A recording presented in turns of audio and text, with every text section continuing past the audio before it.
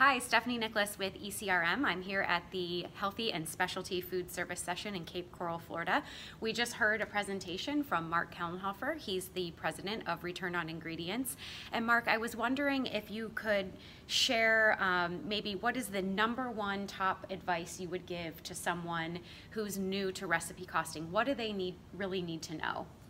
Before they even cost anything out, one of the things I see a lot in the field is that the recipes themselves are not documented very well, and in some cases not at all, which is even worse.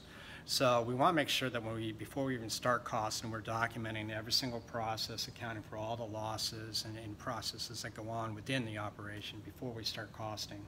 Once we have that, then we have to gather together our pricing per ingredient and other factors like prep times and things like that. But the base is the recipe documentation, and every time I go out in the field into a circumstance, that's really where I start at, and that's really where the weak hole is every time. You were talking about in your presentation there are 3 parts to costing, and that there are some problems, there are things that people are missing. Can you tell us a little bit about this 3-part system? So what I like to do is I like to develop total cost for the product, and there's actually 3 components of cost in order to get to that point. So the habit that we've had as an industry going back for many years is that we only look at ingredients and think that we're all done and we've identified costs, and it's really not the only cost we have. It's only one piece of cost. And so above and beyond that, we should be looking at labor and overhead as part of the cost of the product so we can get to a total cost. That's the goal. And without that, we really don't have the confidence to know that we're making money or driving profitability or increasing cash. And so we want to make sure that we identify all 3 components of cost.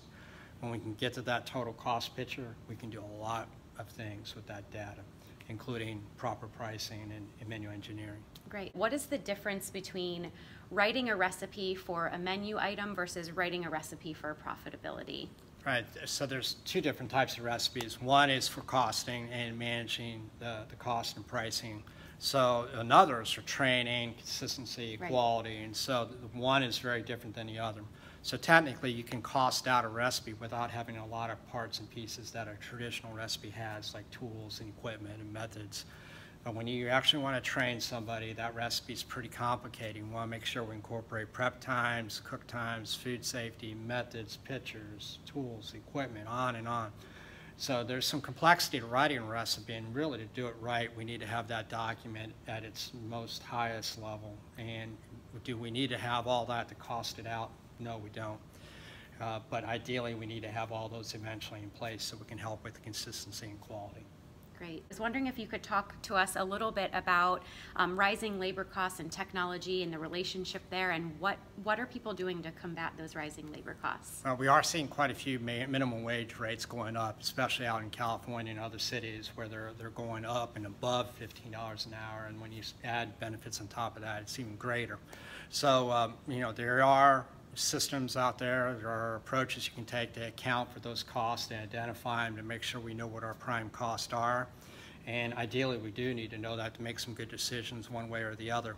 So technology is starting to come into play too. So we're seeing some places where they put in robots to help reduce those labor costs and other technology to help combat those costs too. So how we react to these increased costs are going to be important over time. Great. Thank you for your time and your insights. No problem.